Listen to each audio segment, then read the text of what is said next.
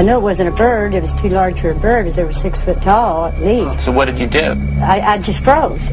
And I just thought, well, at any time, this creature, whatever he is, my life's over. And after being frozen in terror, understandably, for a brief period of time, she turned and ran.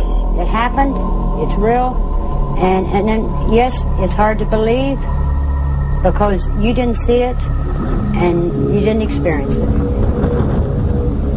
Marcella went on to tell us that 13 months later, her uncle also saw the creature in broad daylight outside his window. And he told me that he had looked out his back glass towards the Ohio River and the bridge, and that same day that bridge fell, within 3 hours, that there was a creature, like you saw, Marcella, flying towards that bridge. What kind of person was your uncle? He was a very respectable person, and he would never told me that if he, hadn't saw what he saw. Guys, we should check this out too, the River Museum. To learn more about the Silver Bridge collapse and its possible connection to the Mothman sightings, we took our investigation to Point Pleasant's River Museum.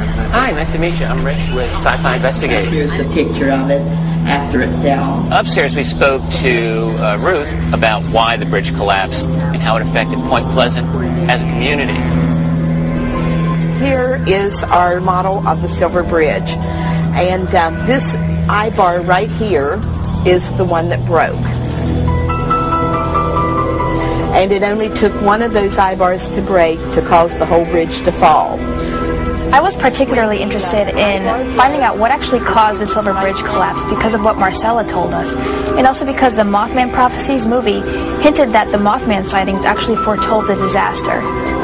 Ruth, was there any indication with what you know about the collapse and all the research that you've done that tie into the Mothman? It depends on who you're talking to. Some people, they think that the Mothman, was an omen of something bad to come, and that it wasn't spotted locally after the Silver Bridge fell. I kind of keep them separate myself. Out of the 46 people who perished in the bridge collapse, the highest percentage of people from one area came from Point Pleasant. So that must have been just devastating, especially in light of the Mothman hysteria that was going on at the time. Here's a picture of it after it fell. I can imagine how devastating the impact would have been. Traffic bypasses Point Pleasant now as a whole.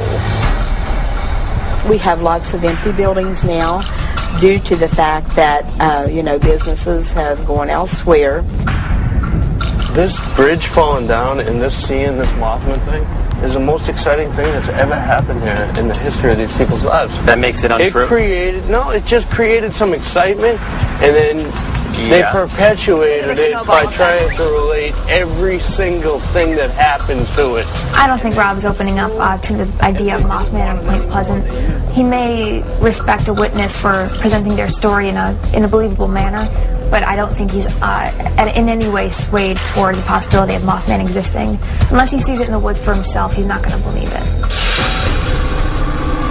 Next, the team follows a trail of reports linking Mothman to sightings of UFOs and mysterious men in black. She thought they were aliens, actually.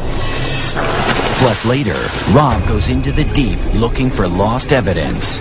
I found myself 25 feet down on the bottom of this river. I mean, it was a little bit scary. What will his search reveal?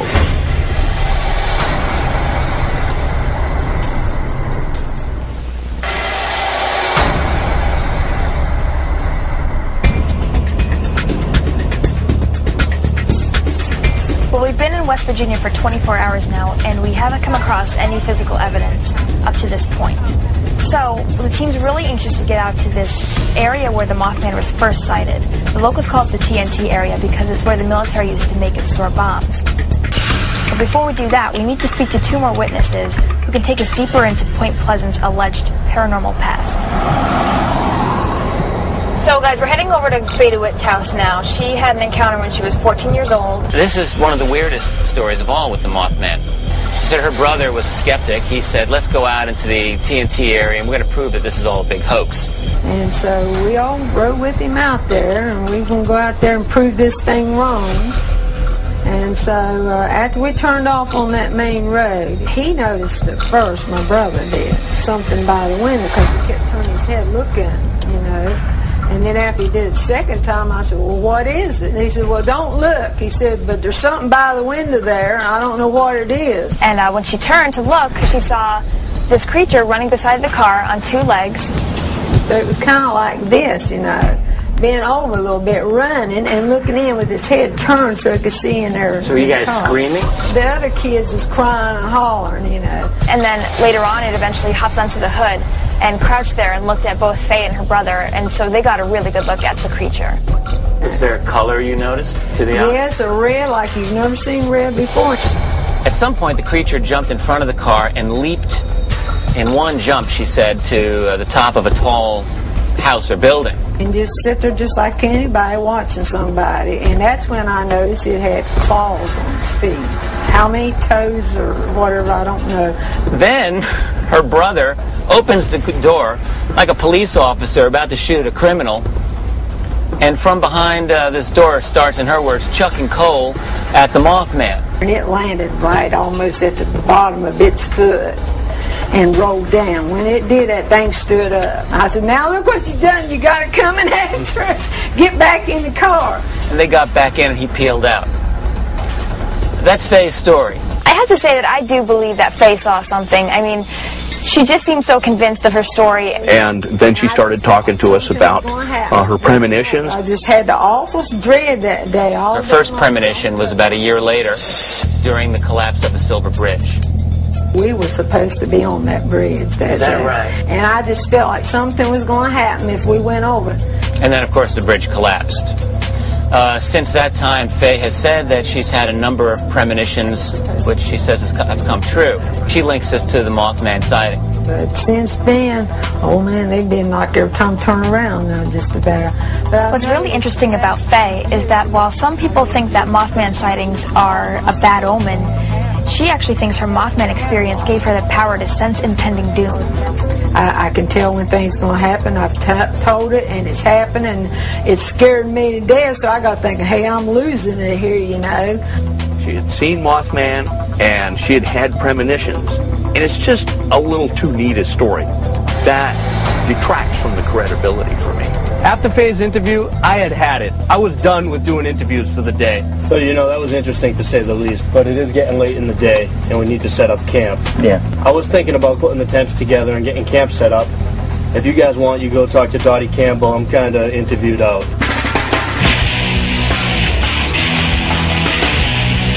While Rob went up to the TNT area where Faye, Linda, and Marcella had seen the Mothman to set up our campsite, the rest of us went to meet with Dottie Campbell. Hello.